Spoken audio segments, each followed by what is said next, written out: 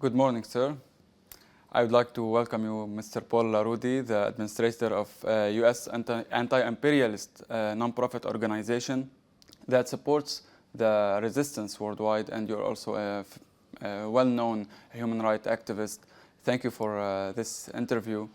I would like to ask first about your last visit to Syria 2 days ago, and what was it about, and how you think this will be helpful to the Syrian people? Yes, well, we had a very successful visit in Syria, as far as I could tell. It advanced our objective of demonstrating on a relatively small scale, because we're not a big organization, that a U.S. organization can be in solidarity with the Syrian people throughout the entire country, that has liberated many different parts. But these parts of the country now, many of the Syrians have fled the country because of the lack of economic advantage, and because of the war, of course. I mean, the war had a powerful economic impact on the country. So, we get in the United States a lot of appeals to help Syrians, but these appeals come from organizations that are supportive of the people who live among the terrorists, who are mostly the terrorists themselves, Hayat Tahrir al-Sham and all these other groups. And so when people donate to these organizations, their money goes essentially to a very small portion of Syrians who are against the central government. The central government has more than 90% of the population of Syria as it remains now. And we felt the need to show that donors, when they want to send their money to help the people of Syria, there are so many who are so needy, especially because of the sanctions that the United States is imposing on Syria, and of all the other countries who join with the United States to cause this damage to Syria. So we're a small organization, but we want to show that even an organization, a U.S. organization in the middle of the United States, can provide aid and defy, in a sense, the sanctions that are imposed on Syria. And we do this by actually abiding by the sanctions laws, but finding ways through the sanctions laws. And this is important for at least to show the principle, and to educate the American people, for that matter, to show that, and to show the Syrian people that we are with them, and that we want to work with them. Did you benefit from the U.S. decision to halt the sanctions after the earthquake?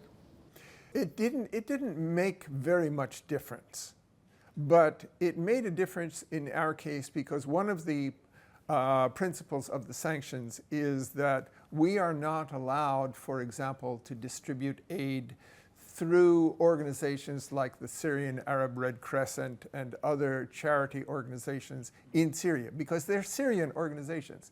The United States requires us to deliver it personally. The suspension of some principles of the sanctions helped us to actually give money to Syrian organizations. We raised money for Syrian organizations, and we were able to distribute it. This is our interpretation of the sanctions. But generally speaking, for example, if we want to move money to Syria, there's no way to do it, because there are no relations between the Syrian banks and the banks outside Syria. And it's very difficult to find ways to get supplies and aid into Syria, even if you have the right to do it. And the United States... So technically, it made almost no difference in the amount of aid going to Syria, except coming from other countries. There are other countries that sent aid to Syria, but otherwise, no. So how were you able to do this? How were you able to deliver money to Syria? Or it's classified? No, it's not classified at all. I brought the money with me in my hand. and this is, in fact, the way most of the volunteers outside Syria provide money to Syria. You can't move it electronically very easily. So that's what we do. That's the only way. There is a large part of the Syrian expatriate community that is trying to help their brothers and sisters in Syria.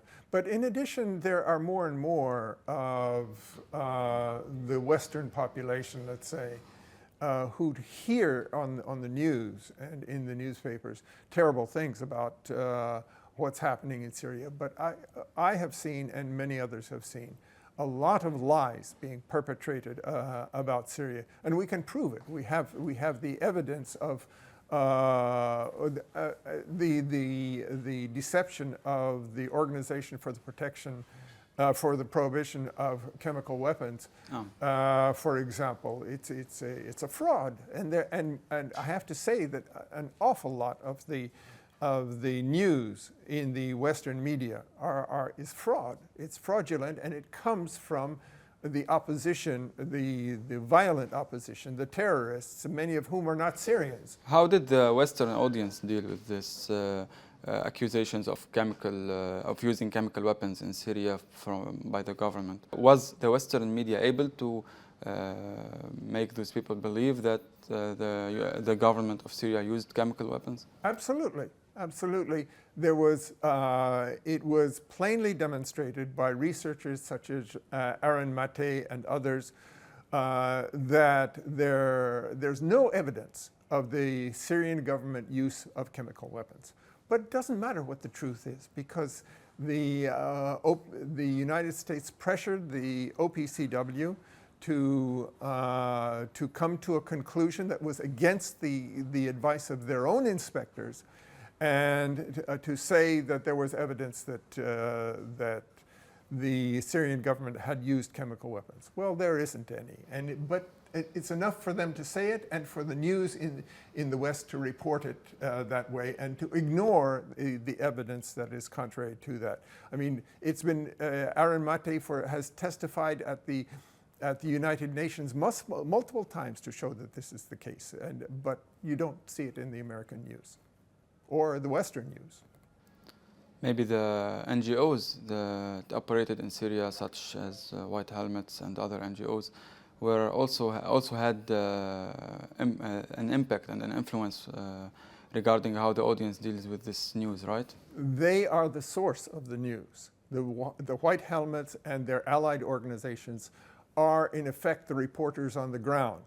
And I happen to know, I'll tell you her name, Saleha Ahsan from the BBC in London. She went early in the war, 10 years ago, and she, as far as I can tell, there's a strange connection between her making a film on how to put fake wounds and for purposes of teaching paramedics how to respond to emergencies, and soon after that she went to Turkey and then into Syria illegally. So soon after that, the White Helmets began producing videos of people with fake wounds, and this is the kind of thing that they've been. Also, of course, there were deaths of journalists in the beginning of the war, which discouraged journalists from going there. As a result, the news media began to rely not upon their own journalists or even attested journalists, but rather on the combatants themselves. How do you see that this policy of sanctions, of using sanctions against people will develop in the next years or in the coming time?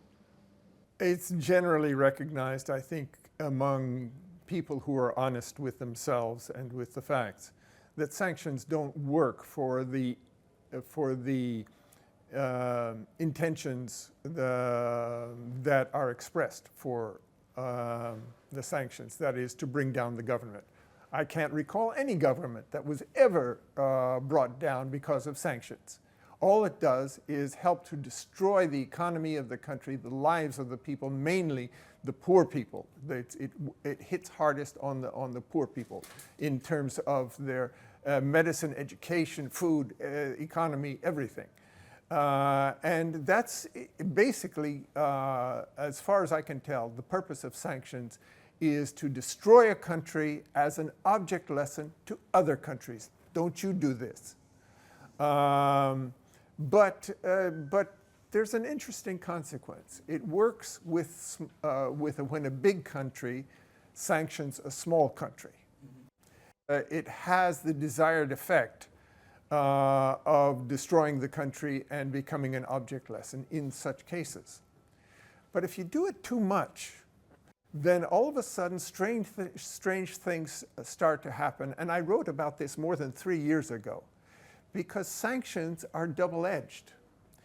If the United States places sanctions on Syria, it's the same thing as if Syria places sanctions on the United States. How? That is to say that there is no commerce between the two countries. Okay? So now obviously the impact of Syria sanctioning the United States is very small on the United States because it's a small country and the United States is huge. And other countries are not going to join Syria in doing this. But it works the other way. Now, if you use it too much, what happens? What happens is that Iran, a sanctioned country, begins to deliver oil to Venezuela, another sanctioned country, and all the sanctioned countries begin to develop a new economy amongst themselves. Syria has an economic relationship with Iran as well. But of course, Syria is in a special situation because they not only have the sanctions against them, they also have the American military sitting on their primary source of foreign the oil fields in the northwest. Northeast, and also their key agricultural exports of grain and wheat and so forth from the Euphrates area. So it's a double effort in that case. But coming back to the sanctions, the sanctions are a double-edged sword because now we see how other countries are beginning to say, do I want to rely too much on the United States? Even Saudi Arabia is now accepting payment from China in yuan and not dollars. And Russia, when the United States decided to sanction Russia, it destroyed the European economies, but it did not destroy the Russian economy, and Russia is in the middle of a major war, which it is winning, and the United States and NATO is losing. So this is how the double-edged sword finally comes home when sanctions no longer are effective because you use them too much. So you think that the economic sanctions against Russia affected the European Union? Yes, well, they did more than that. I mean, they did this, what they did to Europe, in addition to, they didn't impose sanctions. The United States didn't impose sanctions on Europe, but they did to Europe a similar thing as to what they did in Syria by cutting off their gas supply from Russia, by destroying their gas supply from Russia. So that essentially made the Ukrainian war worthwhile from the U.S. point of view because it destroyed a major competitor of the United States, which is the European Union. So the United States actually benefits from losing, if you like, because I'm pretty sure that they're going to, in effect, lose the Ukrainian war. But from their point of view, they won because they destroyed Europe as a competitor. And the United States will benefit from that. I don't see how Europe is going to recover unless they declare their independence from the United States and NATO, and they send, if they dissolve NATO and develop an independent policy towards other independent countries like Russia and Iran and so forth. And I don't see the benefit for them in staying with NATO and maintaining this so-called alliance with the United States.